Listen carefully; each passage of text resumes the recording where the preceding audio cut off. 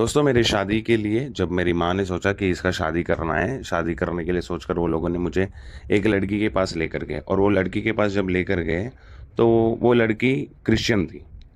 तो मुझे जैसे ही पता चला कि वो क्रिश्चियन लड़की है, तुरंत मैं उधर से भाग के आया और मैंने बोला कि मैं नहीं करूँगा उससे शादी, वो ईसाई लोग से शादी कभी नहीं करने का। ऐसा बोलकर मैंने सोचा और सोचने के बाद मेरे माता-पिता ने जब उधर बोला कि आप ऐसे क्यों कर रहे हो, मतलब अपने लड़की को उस धर्म में क्यों रख रहे हो, तो हमारे धर्म में कर दो और नाम भी बदल दो। अगर आप ऐसा करोगे तो हमारा बेटा शादी करेगा बोलकर मेरे माता-पिता ने उस लड़की को जो ईसाई थी उसको हिंदू धर्म में वापस लाकर और उसका नाम बदल कर मेरे से शादी करवाया। तो मैं ये क्यों कह रहा हूँ, क्योंकि ये गवाही आप सुनोगे तो आप खुद ही चौंक जाओगे कि प्रभु यीशु ने मेरे को कैसे पकड़कर अपने राहों पर चला रहे हैं। दोस्तों मेरा नाम है श्रीनु। मैं तीसरा लड़का हूँ मेरे माता पिता का। और मेरे माता पिता मुझे बचपन से ही हिंदू धर्म के हिसाब से बड़ा किए हैं और मुझे भक्ति हमेशा सिखाते रहे हैं। और मेरे माता पिता ही मुझे 21 साल की उम्र में शादी किया। और कैसे किया मैंने आपको अभी तक बताया था कि लड़की को देखने गया तो वो ईसाई थी, फिर उसको हिंदू धर्म में लाया, फिर शादी किया। और ऐसे ही जब हमारी शादी हो गई तो मेरी बीवी बचपन में असल में क्यों वो ईसाई में गई थी, क्योंकि वो आग में गिरी थी तो प्रभु ने उसको बचाया, ऐसा बोलकर वो ईसाई धर्म में चली गई थी। लेकिन जब मैंने शादी के लिए बोला तो मैंने बोला कि आपको हिंदू धर्म में आना पड़ेगा, फिर आए, सब हो गया। 8 साल 9 साल हो गए हमें, बच्चे बिल्कुल भी नहीं थे। और 8 साल 9 साल तक हम लोग बहुत खुश रहे, बहुत अच्छे से रहे थे। ऐसे समय पर बच्चे नहीं है, इस वजह से हम लोग क्या किए कि हॉस्पिटल गए। वहाँ पर काकीनाडा चेब्रोल में सृजना हॉस्पिटल है और बहुत ज़्यादा बड़ा स्पेशल हॉस्पिटल है वो बच्चों के लिए। अगर जिन्हें बच्चे नहीं होते उनको वो हॉस्पिटल में बहुत ज़्यादा लोग दिखाया करते हैं। तो वहाँ पर जैसे ही मैं गया था दोस्तों, वहाँ पर डॉक्टर ने मेरी वाइफ को देखा, टेस्ट वगैरह किया। टेस्ट करने के बाद उन्होंने बोला कि पति में कोई कमी नहीं है, लेकिन वाइफ जो है वो उसका जो बच्चादानी है वो ख़राब हो गया है। ऐसे कहकर उन्होंने कहा कि हस्बैंड को कोई फ़िक्र करने की ज़रूरत नहीं है, लेकिन वाइफ में गड़बड़ है, ऐसे करके। और जो बच्चादानी है वो पूरी तरीके से ख़राब हो चुका है और उनको निकालना पड़ेगा करके कहा गया था। जैसे ही ऐसे उन्होंने बोला कि निकालना पड़ेगा और बच्चादानी ख़राब है करके, तो उस समय पर मैंने कुछ भी नहीं बोला। हम लोग घर पे आए तो बहुत रोए कि ऐसे कैसे हो गया, रो दिए बहुत हम लोग पति पत्नी मिलकर। और मुझे बाद में पता चला, थोड़ी देर बाद, मतलब उसी दिन पता चला थोड़े समय बाद, कि मेरी वाइफ 2 साल से चर्च में जा रही है और वो भी चुपके से। और वो प्रभु के राह पर चलती है और प्रभु को अपनाई भी है करके मुझे पता चला। तो जैसे ही मुझे ये बात पता चला तो तुरंत मैंने क्या किया दोस्तों, जिसने मेरे पत्नी को मतलब बपतिस्मा दिया उस पर मैंने कंप्लेन किया। पूरा 3 उस पर मैंने केस डाला, 3 केस डालकर कोर्ट में उनको मैंने खींचा और 3 उन पर मुकदमा मैंने दर्ज करवाए थे। और 3 दर्ज करवाने के बाद मेरी वाइफ़ को मैंने टॉर्चर करना शुरू कर दिया। मेरी वाइफ़ को मैं बहुत मारने लगा, पीटने लगा। मैंने बोला कि वो धर्म में जाने का नहीं, वो धर्म को छोड़ देने का तो छोड़ देने का, उसको धर्म को पकड़ के रहने का नहीं। वो ईसाई भगवान को मानने वाले को तुम कौन होते हो, ऐसे कैसे करके मैंने अपने बीवी को बहुत बोला। लेकिन वो मार खाती रही हमेशा, मार खाती रही हमेशा, कभी वो प्रभु को छोड़ी ही नहीं और मार खाती रही। तो मैं बहुत मारता था, मैं इस तरीके से मैं बोल रहा हूँ ना कि मैं बहुत मारता था। तो मेरी वाइफ़ को मारते हुए देखकर एक माँ थी, वो आई, बोली कि अपने वाइफ़ को इतना मार रहा है, बच्चे नहीं है करके, तो मैं तेरे लिए प्रार्थना करूँगी, अगर तुझे बच्चे हो जाएँगे तो तू यीशु को अपनाएगा क्या? तो मैं असल में मैं अपनाया नहीं था, क्योंकि मैं अपनाऊँगा नहीं और मैं अपनाया भी नहीं था। दोस्तों वो जब उसने बोला ना तो मैं क्या बोला कि हमारे इतने बड़े-बड़े देवी-देवता हैं, हमारे राम जी हैं, हनुमान जी हैं, हमारे इतने देवी-देवता हैं, हम इतने लोगों को मानते हैं, वो लोग कुछ नहीं कर पाए तो तुम्हारा अकेला भगवान आके हमारा कुछ करेगा क्या? हाँ, करेगा तो करे, देख लेगा। ऐसे करके मैंने उनको चिढ़ा कर बोला। तो वो गई, प्रार्थना कर रही थी और सुबह एक व्यक्ति आया, वो बच्चों के दवा बाँटने वाला व्यक्ति था। वो बच्चों का दवा बाँट रहा था, मतलब माँ के लिए, सिर्फ़ औरतों के लिए जिनको बच्चे नहीं होते, उनको दवा देते रहता है गाँव-गाँव जाकर पैसे से। तो वो व्यक्ति हमारे गाँव आया, हमारे घर पे आया तो पता चला कि वो बोल रहा है कि दवा लोगे क्या? तब तक मेरी बीवी ने काफ़ी दवाइयाँ खाई, आयुर्वेदिक सब दवाई खाई, लेकिन बच्चे नहीं हुए थे। तो वो सेवक ने, असल में वो सेवक है करके बाद में पता चला, वो व्यक्ति ने दवा दिया। और जब दवा दे रहा था उसी समय पर मैं आया, और तब मुझे पता चला कि वो व्यक्ति एक सेवक है, क्रिश्चियन है, पास्टर है करके। तो मैं तुरंत उसको गाली देने लगा। मैं बोला कि काय को दवा दे रहा है, क्यों दे रहा है, नहीं खाएंगे हम लोग, ऐसा वैसा बोला। लेकिन आसपास के काफ़ी लोग जिनको बच्चे नहीं थे, वो लोग ऑलरेडी वो दवा ले लिए थे। इस वजह से मेरी बीवी ने भी ले लिया, और लेने के बाद हम लोग खाए उस दवा को। और जैसे हमने दवा खाया दोस्तों, कुछ दिनों में हम पीलिया हो गया।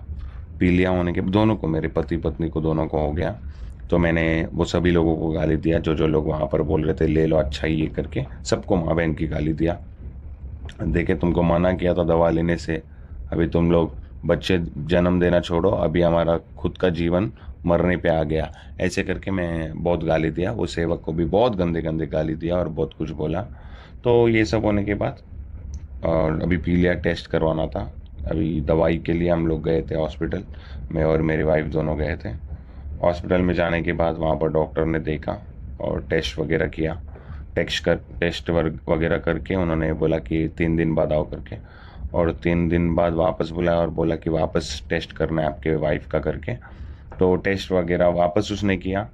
तो टेस्ट करके उन्होंने बोला कि देखो, पिछली बार बोला गया था आपको कि आपके बच्चे, इनका जो गर्भ की थैली है वो सही से नहीं है, ख़राब हो गई, और बच्चे नहीं जन्म दे सकते, आप गोद ले लो किसी बच्चे को करके बोल दिया था आपको डॉक्टर ने।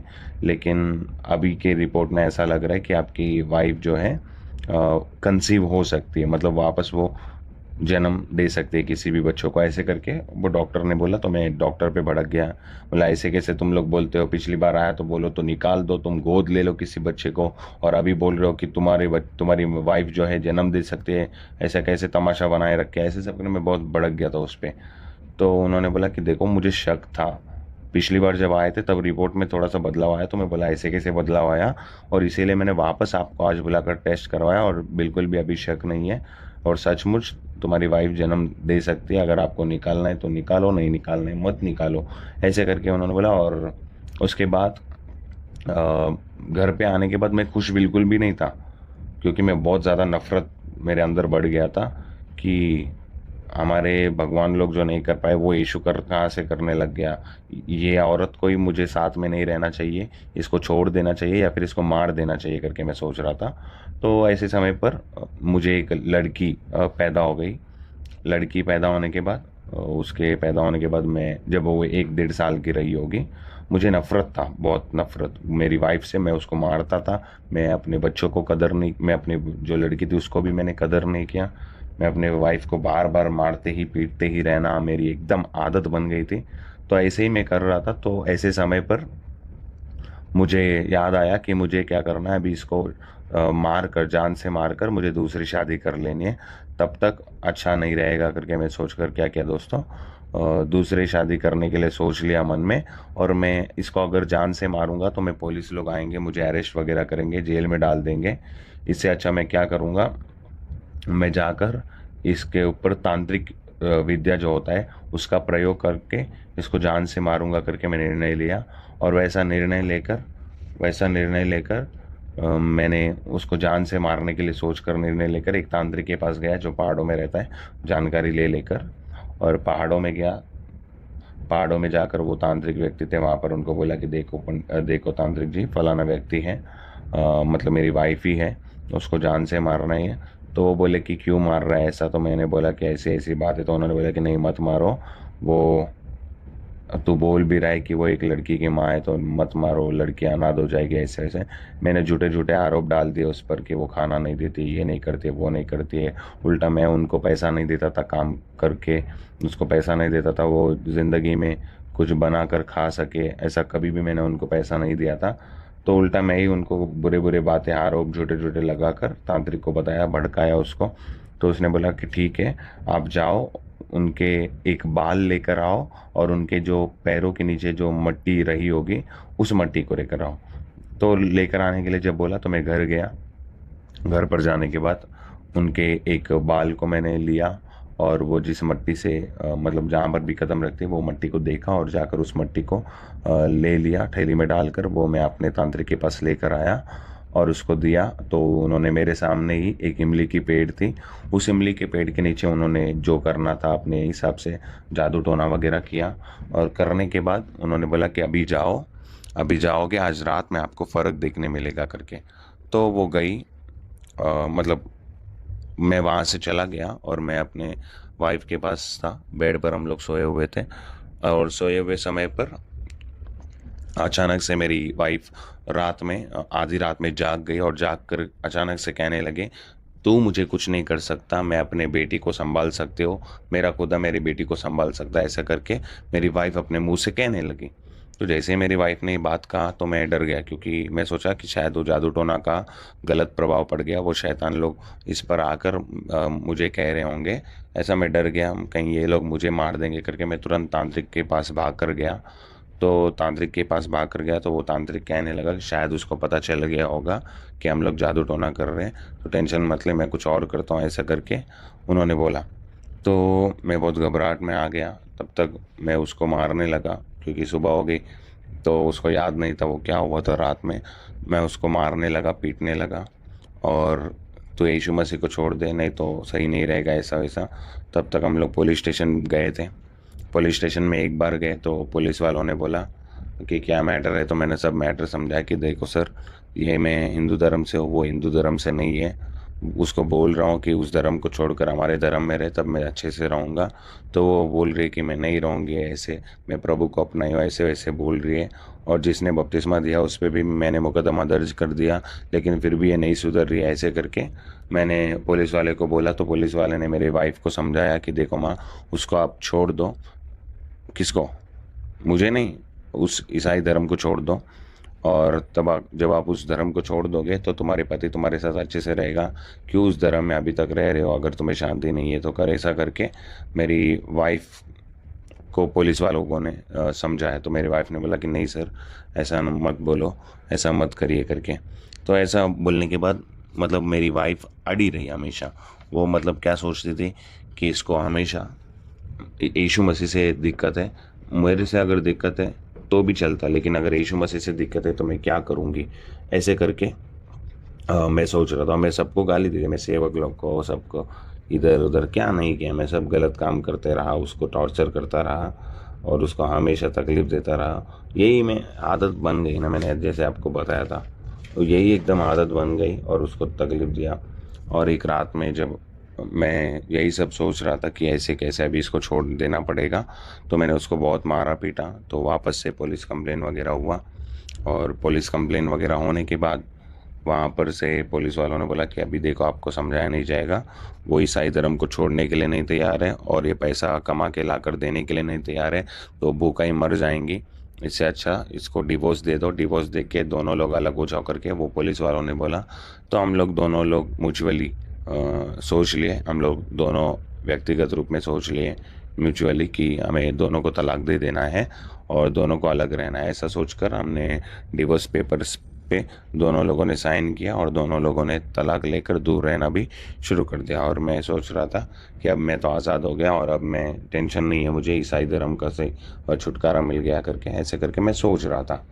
ऐसे मेरी ज़िंदगी में एक दोस्त था मेरा, जो 20 साल से मेरा दोस्त था, और वो बीच में ही प्रभु को अपना कर वो प्रभु के राहों पर चल रहा है। और उसी के जन्मदिन पर, मतलब उसी के बेटे के जन्मदिन पर उसने मुझे बोला कि श्रीनु, मेरे बेटे का जन्मदिन है तो आना बर्थडे में, ऐसे करके उन्होंने मुझे बोला। तो मैंने बोला टेंशन नहीं है, आऊँगा, मैं क्यों नहीं आऊँगा, बर्थडे है अपने बेटे का ही ना, तो आऊँगा करके मैंने बोला। तो मैं वहाँ पर गया, मैं बहुत अच्छे से गीत वगैरह गाया करता था, और मैं गीत काफ़ी गाने की वजह से मेरे दोस्त ने मुझे बोला कि श्रेणु तू गाना करके। मैंने बोला कि देख भाई, मैं अपने देवी देवताओं के गाना गाऊँ चलेगा? तो बोला कि नहीं नहीं नहीं, तो वो यीशु मसीह का गा, अगर तू गा सकता है तो। तब तक मैं फ़िल्म के गाने बहुत गाता था और अपने देवी देवताओं के बहुत गीत गाता था। तो उसने बोला कि नहीं। मैंने बोला कि तब नहीं गाऊंगा मैं। तब तक उसने एक गाना मुझे सुनाया, जो एसपी बालासुब्रमण्यम करके एक बहुत ही फेमस तेलुगु सिंगर है, तेलुगु या तमिल बोल सकते हैं। वो बहुत बड़े सिंगर हैं, 40,000 से भी ज़्यादा गाना उन्होंने लिखा है। वो व्यक्ति ने बोला कि एसपी बालासुब्रमण्यम सर जो थे, वो यीशु मसीह का गाना गाए। मतलब सच में उन्होंने एक गाना सुनाया, तो मैं बोला बहुत अच्छा गाना है ये। यीशु से प्यार नहीं था, बस गाना अच्छा लगा। तो मैं बोला कि मैं भी गाता हूँ करके, मैं वो गाना गा ही नहीं पा रहा था। मैं वो गाना सुना, मैं बोला ऐसे कैसे हो रहा, गाना नहीं गा पा रहा हूँ। मैं घर पे गया, मैं बोला इसको प्रैक्टिस करके मैं ज़रूर तुम लोग के सामने गा के दिखाऊंगा। तो बोला कि ठीक है ज़रूर, अगर तू गा पाएगा तो गा देना, ऐसे करके। मैंने मेरे दोस्त ने मुझे बोला, तो मैं वापस अपने घर गया। मैं असल में क्या करता हूँ, सुबह उठकर पहले अपने विनायक जो अपने मेरे गणेश जी होते थे, उनको मैं पहले उनका गीत गाता था, फिर उसके बाद दूसरे गीत गाता था। और वैसे ही मैं गया अपने घर पर, रात में सो गया। सोने के बाद सुबह उठा और विनायक का गाना मैंने गाया, गणेश जी के मैंने गीत गाए। गीत गाने के बाद दूसरी बार मैं यीशु मसीह के गीत गाने के लिए सोचकर अपने मुंह को खोलकर गा रहा हूँ, लेकिन मैं गा नहीं पा रहा हूँ। मैं गा रहा हूँ, गा नहीं पा रहा हूँ। मतलब आवाज़ निकाल रहा हूँ गाने के लिए, और वो गाना गाया नहीं जा रहा है। बोले ये पहली बार ऐसे क्यों हो रहा है, ऐसे क्यों हो रहा है करके मैं वापस से, वो दिन गुजर गया। फिर सुबह भी वैसे ही कोशिश किया, और सुबह भी मेरे मुंह से आवाज़ नहीं निकल रहा था, गीत नहीं गा पा रहा था। तो मैंने सोचा ये क्या है, ऐसा क्यों हो रहा है। तो मैं क्या करता हूँ कि कुछ ना कुछ करके गीत नहीं गाऊंगा। शायद मेरे जो देवी देवता हैं, मेरे राम, हनुमान जी, विनायक जी, गणेश जी, सब जो है लोग हैं, ये लोग शायद मेरे से नाराज़ हो रहे हैं, मैं इनके गाने गा रहा हूँ तो। छी, मुझे ईसाई गाने की क्या ज़रूरत है। छी बोलकर मैंने उस गाने को नहीं गाऊंगा करके निर्णय लिया, और नहीं गा रहा था। और मैं जाकर अपने घर पर सो गया, और अपने घर पर छत पे गया था। छत पे गया, अपने दरवाज़ा खोला, छत पर एक घर कमरा था, उस कमरे में ये दरवाज़ा खोलकर मैं जाकर जैसे सोया, वहाँ पर अपने सिर पर हाथ रखकर सोया था, और सोच रहा था कि मैं ऐसे कैसे वो गाना नहीं गा पा रहा हूँ, ऐसा करके। उसी समय पर एक हाथ ने मुझे स्पर्श किया। तो जैसे मुझे स्पर्श किया, मुझे बहुत डर लगा, मतलब कोई भूत आया मुझे छुआ, ऐसा सोचकर मैं वहाँ से तुरंत भाग गया, अपने नीचे गया, जाकर सो गया। और सुबह उठा, जैसे ही मैं सुबह उठा, तो पहले पहले मेरे मुंह से वो जो गाना मैं नहीं गा पा रहा था, वो गाना गाया। मैं हमेशा क्या करता था कि अगर ईसाई गाना है तो पहले विनायक जी का गाऊंगा, फिर बाद में दूसरा गाना गाऊंगा करके मैं सोच कर रहता था। लेकिन उस दिन क्या हो गया, वो हाथ स्पर्श करने के बाद से, कि सुबह मैं यीशु मसीह का गाना आसानी से गा लिया, और गणेश जी का गाना मैं गा ही नहीं पाया। और वो नहीं गा पाया, तो मैं तुरंत अपने दोस्त लोग को बताने गया। तो वो लोग को बताऊंगा तो वो लोग अपने आप को बड़ा समझ लेंगे, तो इसलिए मैं वो बताया भी नहीं। मैं सोचा कि नहीं, अगर बताएंगे तो वो लोग अपने आप को कुछ ज़्यादा ही समझ लेंगे, ऐसा समझकर मैंने कुछ भी नहीं बताया। मैं यीशु पे भरोसा नहीं करता था। तब तक मेरी बीवी मुझे छोड़ दी थी, और हम दोनों एक दूसरे को छोड़ दिए थे, तलाक हो गया था, और दूर रहते थे हम लोग। और मैं उसके पास जाने से भी बहुत डरा करता था।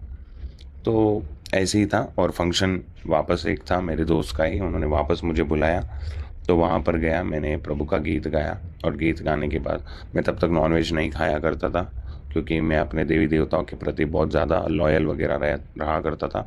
तो इसीलिए जब जो दूसरी बार गया, तो वहाँ पर मैं खाना खा लिया। और खाना खाने के बाद जब मैं बैठा एक जगह पर, वहाँ पर ही मैंने एक व्यक्ति को देखा जो कुर्सी पर बैठा है, बहुत ही प्रकाशित व्यक्ति के तौर पर। और वो व्यक्ति मुझसे कह रहा है कि तेरी ज़िंदगी क्या है, तेरे बीवी बच्चे सबको छोड़कर तू जी रहा है, वो ज़िंदगी है क्या। ऐसे करके एक व्यक्ति ने मुझे स्पष्ट बोला, क्या ये ज़िंदगी है, या इसका कोई मायने रखता है क्या, ये ज़िंदगी कोई सही है क्या, ऐसे करके एक व्यक्ति ने मुझे बोला, बहुत सफ़ेद वस्त्र, चमकता हुआ वस्त्र पहनकर। तो मैं तुरंत अपने पंडितों के पास गया, अपने पंडितों के पास जाकर कहा कि पंडित जी देखिए, हमारे क्या है, क्या दोष है, हमने क्या किया है ऐसा। ये अभी मेरे पति पत्नी, हम जो दो लोग हैं, हम दोनों अलग हो गए, तो भी ऐसा क्यों हो रहा है, आप कुछ भी करो करके। तो वो पंडित जी ने बोला कि देखो, तुम दोनों का मिलना असंभव है, तुम दोनों नहीं मिलोगे, तुम दोनों अगर मिलोगे तो भी अलग हो जाओगे, ऐसे करके मेरे पंडित जी ने बोला। कि पंडित जी को मैंने बोला कि हम तो पहले से ही अलग हो गए अभी। तो उन्होंने बोला कि तुम अलग हो ही हो, और तुम्हारा वापस मिलना कभी भी नहीं हो सकता, ऐसा करके पंडित जी ने बहुत बोला। ये सब बोलने के बाद वापस जाकर मैं सो गया। घर पर सोया था, तो परमेश्वर ने मुझे एक सूअर दिखाया, एक सूअर को दिखाया। वो सूअर अपने परिवार के साथ था, बच्चों के साथ था, परिवार के साथ अपने सूअर के, अभी आप जानते ही होंगे ना, सूअर के भी परिवार होते करके। सूअरों का परिवार था, एक सूअर था, उसके बच्चे थे, उसकी बीवी थी, ये सब था। प्रभु ने मुझे वो दिखाया। उन्होंने बोला कि देख, एक सूअर जो तू समझता है किसी लायक नहीं है, वो भी एक परिवार के साथ है। वह भी परिवार को नहीं छोड़ रहा, लेकिन तू उससे भी गिरा हुआ है। तूने अपने परिवार को छोड़ दिया, तूने अपने परिवार को त्यागा, इस तरीके से तू गंदा हो गया करके प्रभु ने मुझे बताया वहाँ पर। जैसे वो बात मेरे अंदर लगा तो मैं बहुत रोने लगा, मैं बहुत तकलीफ में आ गया। मैं बहुत, मेरे आत्मिक आंखें होते हैं ना, वो खुल गए और मैं बहुत रोया। मैं तुरंत सोचा कि अपने बीवी के पास जाऊं, अपनी बीवी से बात करूं, लेकिन कैसे? मेरे में कोई हिम्मत नहीं थी, मेरे में बहुत डर था, क्योंकि हम डिवोर्स तक ले लिए थे। तो मैंने प्रभु को प्रार्थना किया कि प्रभु, आप अगर मुझसे बात कर रहे हो प्रभु, मैं नफरत करता हूँ आपसे, मैं जलन रखता हूँ, फिर भी आपने मुझे ढूंढ ढूंढ कर बार बार मुझसे ही बात किया प्रभु, तो ज़रूर प्रभु मेरे बीवी को मुझसे मिलाइए। हम पति पत्नी को एक करिए करके मैं प्रभु को प्रार्थना कर रहा था। तो अचानक से मेरी पत्नी ने मुझसे संपर्क में करने की कोशिश करी और वो मुझसे बात करने लगी, और बात करते करते हम दोनों एक होने के लिए निर्णय लिए। और तब तक मैं प्रभु को समझ गया था, इसीलिए मैंने उनके सेवक पर 3 मुकदमा दर्ज किया था, और वो कोर्ट में केस वगैरह चल रहा था। तो इसीलिए मैंने क्या किया, पहले ही कोर्ट में से वो 3 केस जिसे मैंने वो सेवक पर डाला था उसे विड्रॉ कर लिया। और प्रभु ने मुझे बोला कि तू इनके कलीसिया में जाना, प्रभु के काम करना। ऐसे करके प्रभु ने जब मुझे कहा, तब मैं उस कलीसिया में जाने लगा और प्रभु के काम करने लगा। और जो जो बड़े बड़े जात के लोग मेरे रिश्तेदार थे, मेरे लोग थे, वो सब लोग मुझे चिढ़ाने लग गए कि तू सब कुछ सबको बहुत बोलता था और तू खुद ही उस धर्म में चला गया अपने बीवी बच्चों के चक्कर में। तो मैं प्रभु को प्रार्थना कर रहा था कि प्रभु, मैं अपने बीवी बच्चों के लिए तो नहीं आया, मुझे आपने चुना, मुझे दर्शन आपने दिया, मुझे अगुवाई आपने किया, आपको मैंने जाना, इसलिए तो मैं यहाँ पर आया हूँ। मेरे लोग ऐसे समझ रहे प्रभु, मुझे दूसरी जगह पर ले जाइए प्रभु, वहाँ पर मुझे आप अच्छी स्थिति में रखिए करके प्रभु ने एक दुकान डालने की कोशिश करने में मुझे सफलता होने में मदद किया, और मुझे एक अच्छी जगह पर ले गए और वहाँ पर एक दुकान डालकर एक अच्छी ज़िंदगी शुरू करने का मौका प्रभु ने मुझे दिया। इस रीति से एक कट्टर विरोधक व्यक्ति को हमारे पूरे जिला भर में ये गवाही काफ़ी ज़्यादा लोगों तक पहुंची है। कम से कम 1,94,000 तक ये गवाही जो है काफ़ी देश भर में हर लोगों तक पहुंची है। हमारे ज़िला में ही नहीं, देश भर में पहुंची है ये गवाही को। और इसीलिए मैं आप सभी लोगों को ये गवाही बता रहा हूँ, और इसे प्रभु यीशु ने मेरी ज़िंदगी को बदला। दोस्तों, अगर आपको ये गवाही अच्छा लगा तो पहले जाइए, आप चैनल को सब्सक्राइब कर लो, और अगर आप चाहते हो और भी ऐसे, आप प्रार्थना में रिमाइंड करते रहिए हमको। और ज़रूर इस गवाही को लाखों लोगों को शेयर करिए, हज़ारों लोगों को शेयर करिए, 10 लोगों को शेयर करिए, क्योंकि काफ़ी बुज़ुर्ग लोग हमको फ़ोन करके कहते हैं कि ब्रदर गवाहियाँ काफ़ी अच्छे हैं, हमने हमारे सारे लोगों को, दोस्तों को, सबको शेयर कर दिया। तो अगर आपको गवाही अच्छा लगता है तो ज़रूर शेयर करिए बिना कोई शंका किए हुए, क्योंकि हम सेवा जो करते हैं इस रीति से, ये स्वार्थ के लिए नहीं करते हैं। This is only for God's glory. बस थोड़ा सा यीशु मसीह आशीष दे। ज़रूर एक बार चैनल में जाओ, हमारे वीडियोस कैसे देखो, और सब्सक्राइब कर लो हमारे चैनल को। जय मसीह, यीशु मसीह की जय।